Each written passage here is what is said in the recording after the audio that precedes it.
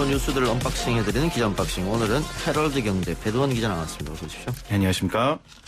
북한 이야기부터 해보죠. 탈북 단체가 파주에서 지난 새벽에 대북 전단을 기습 살포했다 이렇게 밝혔습니다. 예, 그렇습니다. 박상학 자유북한운동연합 대표는 오늘 어제 오후 11시 12시 사이에 파주시 원롱면 덕원리에서 대북 전단을 보냈다. 경찰의 감시를 피해서 아주 어두운 곳에서 대북 전단을 살포했다고 밝히면서 사진도 공개를 했는데요.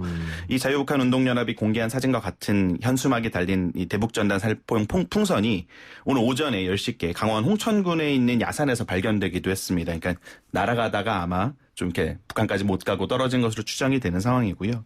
이 박상학 대표는 자기를 경찰에서 계속 추적하기 때문에 이번에는 뭐 아마추어 회원들을 교육시켜서 살포를 했다라고 설명을 하면서 뭐 여기에 이제 뭐 진짜 용된 나라 대한민국 소채자 500권, 1달러짜리 지폐 2,000장 뭐 이런 거를 풍선에 매달아 살포했다고 주장을 했습니다. 경찰하고 군 관계자는 이 주장에 대해서 일단 진위 사실관계를 확인 중이라고 밝혔고요. 통일부 측은 이거에 대해서 이제 정부가 이런 대북 전단 및 물품 살포 금지 방침을 밝히고 수사를 진행하는 상황에서 이렇게 시도한 데에 대해 깊은 유감을 표한다. 경찰 등 유관기관이 협력해서 박 대표와 관련자들의 이런 행위에 대해서 엄정하게 조치하겠다라고 밝혔습니다. 홍천에서 떨어졌다고 하면 날리긴 날렸네요. 아무래도 뭐 그렇게 보이죠. 통일부, 경찰, 경기도에서 다 하지 말려고 했는데 결국은 강행했습니다. 예. 그리고 결국 또 북으로 넘어가지 못하고 또 우리한테 떨어졌고 말이죠. 네, 산에 뭐 걸려 있는 모습이 나왔죠. 자, 그런데 북한이 비무장지대 일대에 대남 확성기를 재설치하고 있다. 그리고 북한도 이제 대남 전단을 준비하고 있다. 이런 소식이 계속 들리지 않습니까? 예, 그렇습니다. 뭐 계속 대결 구도로 가는 것 같습니다. 모든 것이 좀 판문점 선언 이전으로 돌아가는 것 같은 참 안타까운 상황인데요. 이제 지난 21일 엊그제죠. 오후부터 북한이 이제 최전방 지역의 대남 확성기 방송 시설을 재설치하고 있는 정황이 우리 군 당국에 포착됐다라는 소식이 어제 저녁에 좀 들렸습니다. 이 확성기 방송 시설은 이제 2018년 4.27 판문점 선언 합의에 따라서 남북 양측에 다 철거를 했었는데요. 북한이 먼저 합의를 깨고 철거 2년 만에 재설치 작업을 한 겁니다. 이 비무장지대 북측 지역 일대 여러 곳에서 동시다발적으로 이 작업이 진행되고 있다고 하고요. 뭐 이제 이 재설치한 시설에서 아직 뭐 대남 확성기 방송을 하지는 않고 있는데 결국에는 뭐 심리전 차원 아니겠습니까? 곧 시작이 될 것으로 보이고 국방부는 이 북한의 재설치에 대해서 북한의 군사 동향을 면밀히 주시하고 있다. 다양한 가능성에 대해서도 즉각 대응할 수 있는 만반의 태세를 갖추고 있다라는 입장을 밝혔습니다. 미국 항공모함 2척이 한반도를 포함하는 작전구역에 전진 배치됐다 이런 얘기도 들리던데 결국 지금의 남북 상황을 고려한 거겠죠? 네, 그렇습니다. 오늘 미국 인도 태평양 사령부에 따르면은 항공모함 시어도 루즈벨트호랑 니미츠호가 지난 21일부터 필리핀에서 작전 활동에 나섰다고 하는데요. 이들 항모가 7함대 구역에 배치될 것이라고 설명이 나왔는데 이 7함대 작전 구역이라는 게 한반도, 동아시아를 포함하는 구역이라서 뭐 남북 긴장 상황이 반영이 된 거 아니냐. 라는 해석이 나오고 있으면 뭐 공식 발언은 없었어요. 근데 이제 어쨌든 이 항모 두 척이 뭐 방공훈련, 해상감시, 장거리 공격 이런 임무를 수행하게 될 것으로 보이고요. 추가로 뭐 미 공군의 대표적 핵 전략 자산인 B-52H 전략 폭격기도 필리핀의 인근에서 포착이 됐다고 하고 또 그 한국 공군의 항공 통제기 한 대와 미국 공군의 정찰기 한 대, 또 주한미군 정찰기 6대가 같은 날 대북 감시 비행을 했다라는 것도 이제 뭐 그 추적 사이트 통해서 알려졌는데 이 한미 정찰기 8대가 같은 날 출격해서 대북 감시 비행에 나선 것이 매우 이례적이라는 평가입니다. 그래서 우리 군 관계자도 최근 한미 정찰기의 대북 감시 비행할 수가 늘었다. 대북 정보 분석 요원들도 증강됐다라고 전하고 있습니다. 알겠습니다. 정치권 이야기 짚어보죠. 김종인 미래통합당 비대위원장이 당의 차기 대선 주자로 백종원 씨를 언급했다. 이건 무슨 말입니까? 예, 백종원 더본코리아 대표 뭐 많이 알는 방송인이기도 하죠. 이제 김종인 비대위원장이 지난 19일 날 통합당의 비례대표 초선 의원들과 오찬을 했는데 이 자리에서 이 같은 발언을 했다는 사실이 오늘 한 언론 보도를 통해서 알려지면서 관심을 좀 모았는데 김 위원장이 이제 오찬 초기에는 죄송합니다. 당명 변경이나 뭐 당 재건당에 대해서 얘기를 하다가 참석 의원들이 다음 대선에서 누가 대통령 될 것 같으냐, 대선 후보로는 누구를 눈여겨보고 있느냐라고 질문을 하자 뭐 여야 할 거 없이 인물이 한 명도 없다. 그러면서 잠시 말을 멈추더니 백종원 씨 같은 분이 어떠냐. 이렇게 모두가 좋아하는 대중 친화적인 사람이 나와야 한다라고 말을 했다는 건데요. 여야 대선 후보로 딱 한 사람 언급한 게 백종원 씨여서 참석했던 의원들 사이에서 계속 화제가 되고 있다면서 오늘 언론 보도가 나온 겁니다.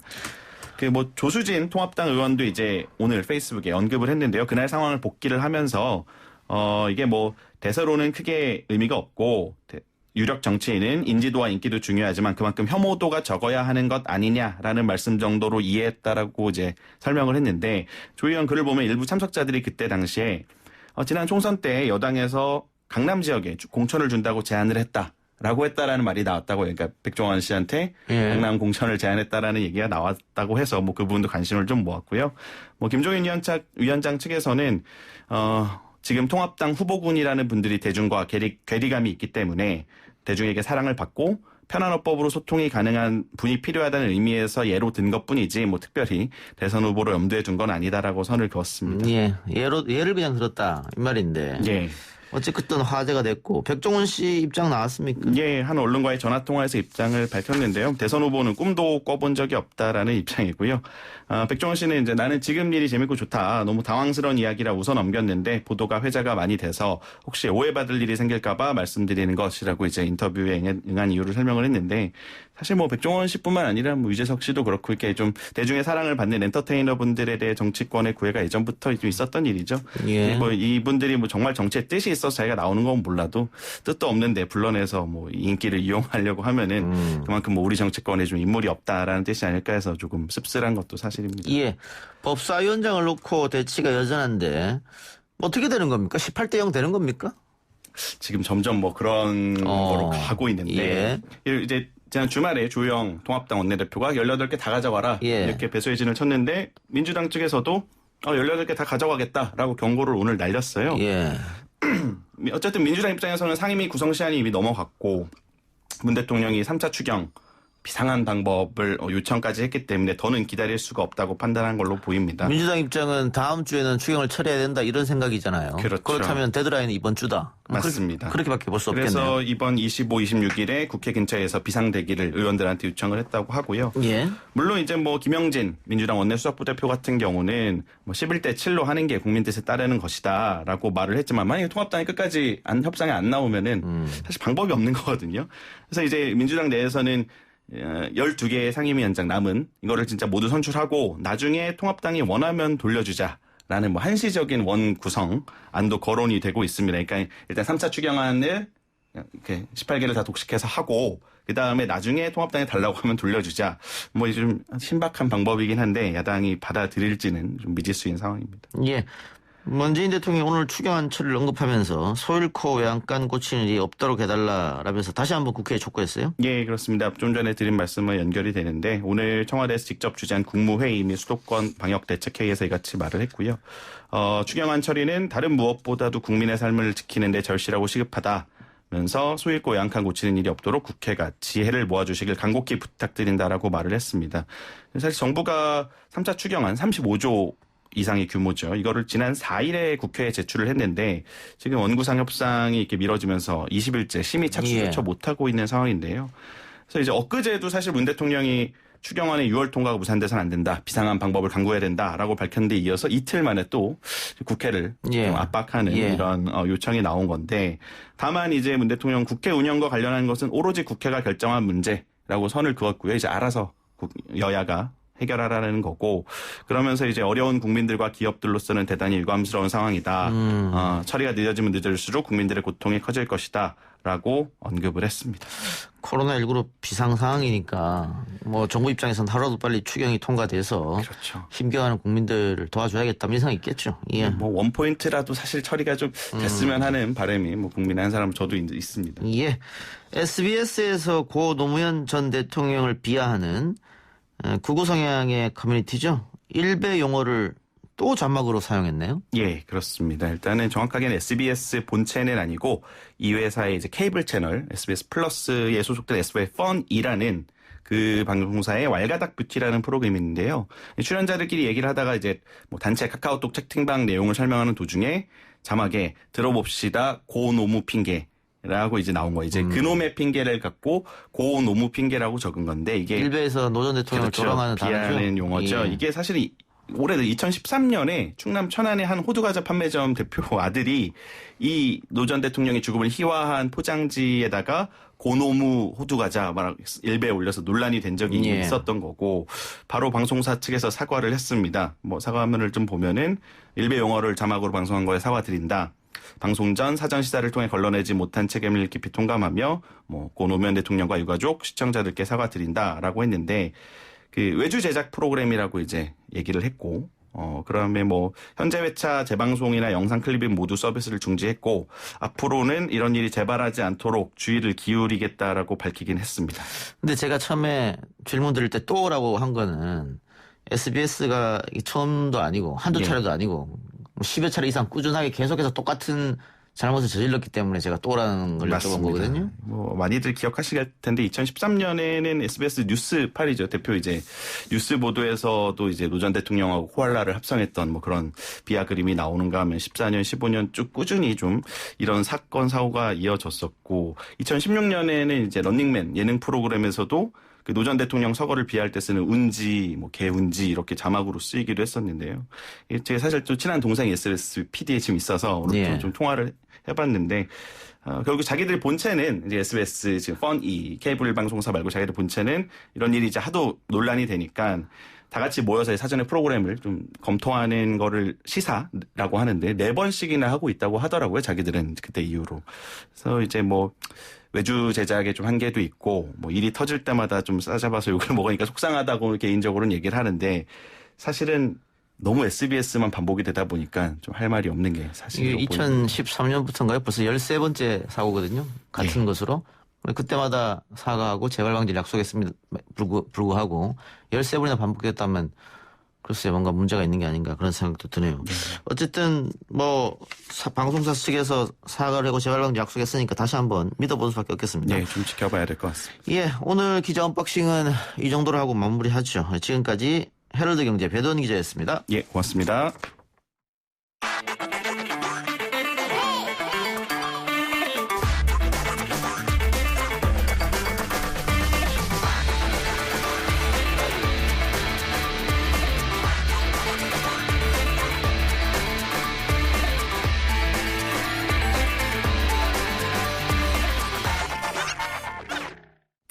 남북 관계는 지난 연락사무소 폭파 이후 시계 제로 상황입니다.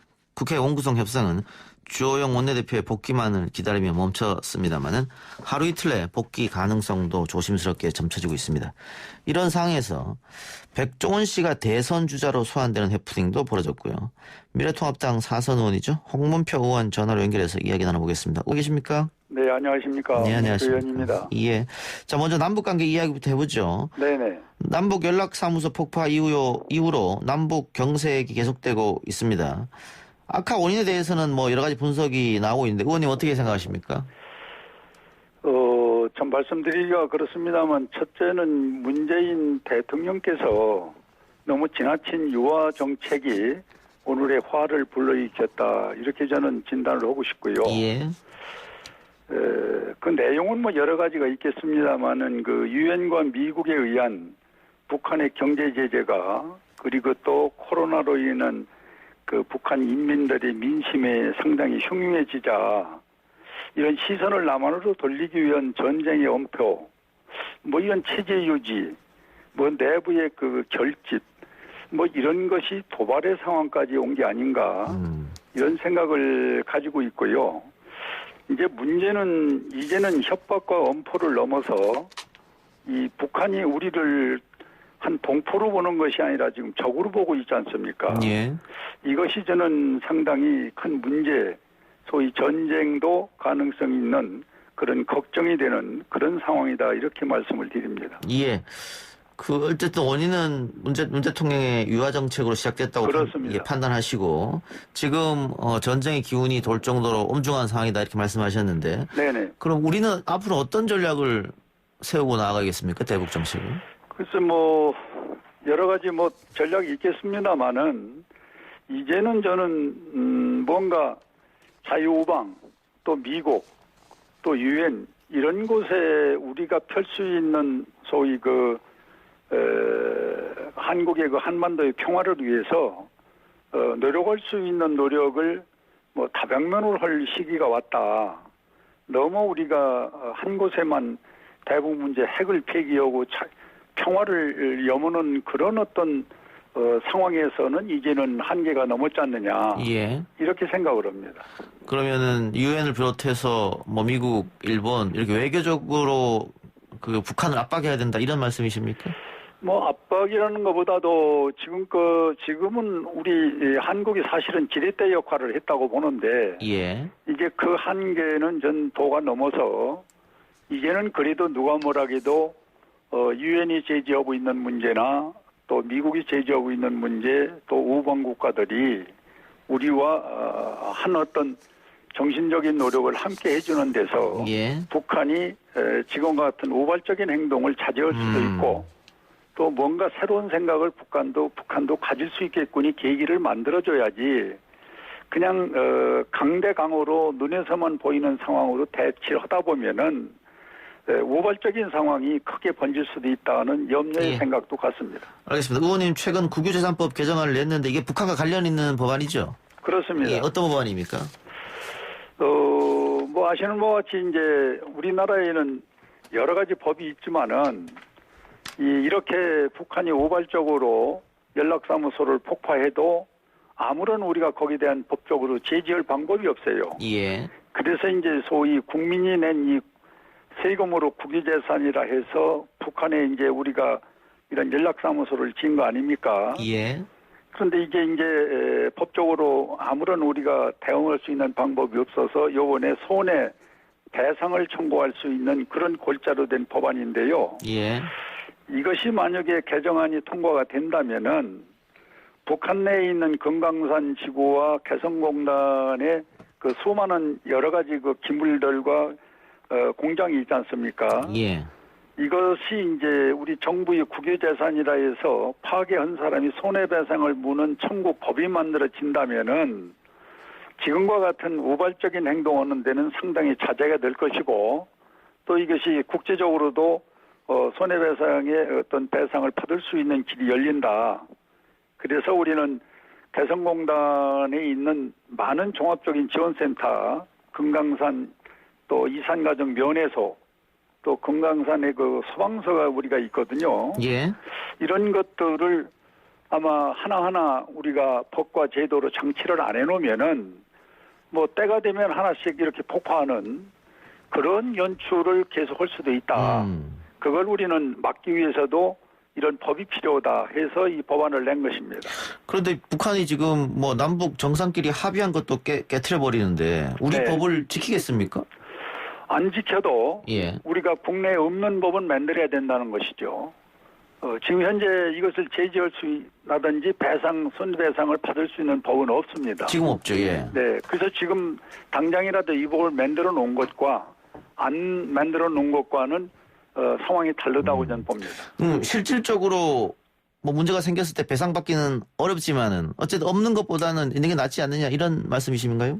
그런 얘기도 되고 이제 국제법이 또 있지 않습니까? 국내법이 있을 때 예. 그럼 국제법에 갈 수 있는 길이 열리는 것이죠. 예, 알겠습니다. 네네. 자, 그리고 볼턴 보좌관의 회고록이 또 논란을 일으키고 있는데 네네. 회고록 내용은 어느 정도 신뢰하고 계십니까?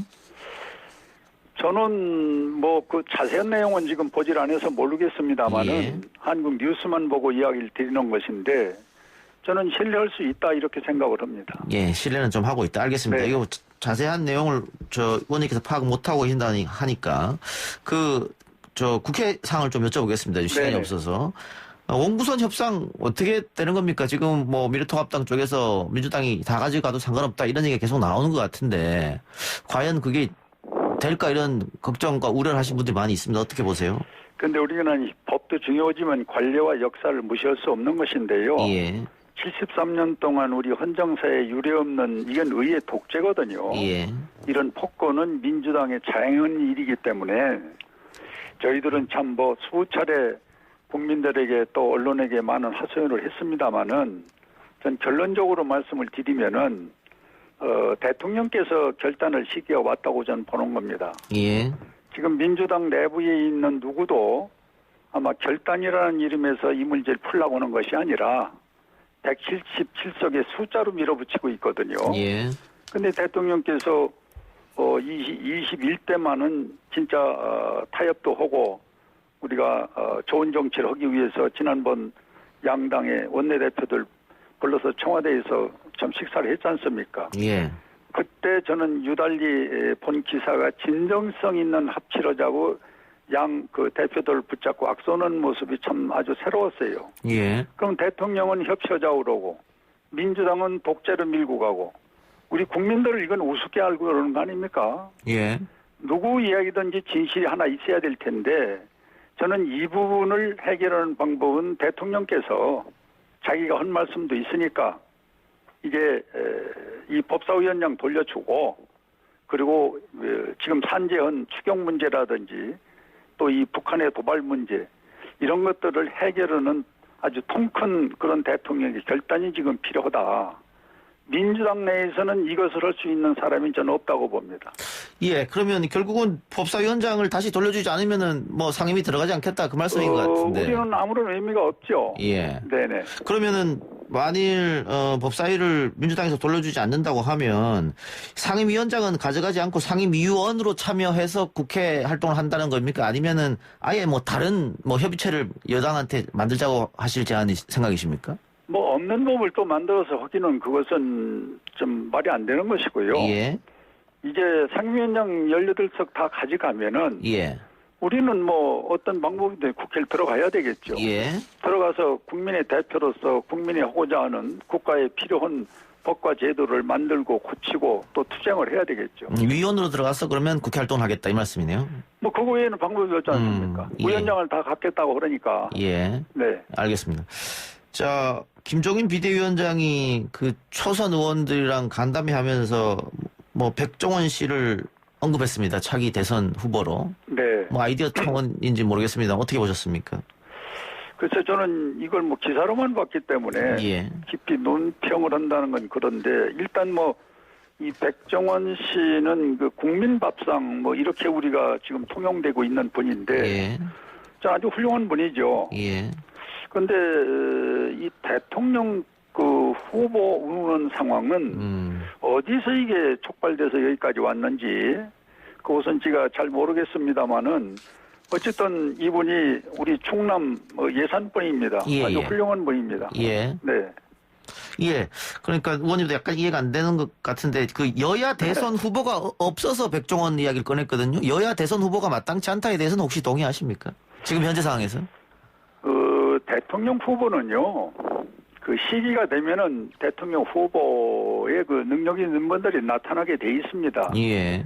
누가 한 사람이 지명해서 대통령이 후보가 되는 것도 아니고 또 서둘러서 되는 것도 아니고 제가 볼 때는 한 1년 정도 이렇게 남겨놓으면은 아마 여야에서 그 꿈을 꾸고 있고 훌륭한 분들이 아마 그 현실로 나타나리라 보는데 지금 이 정치가 모든 게 대통령의 권한을 가지고 시들려다 보니까 예.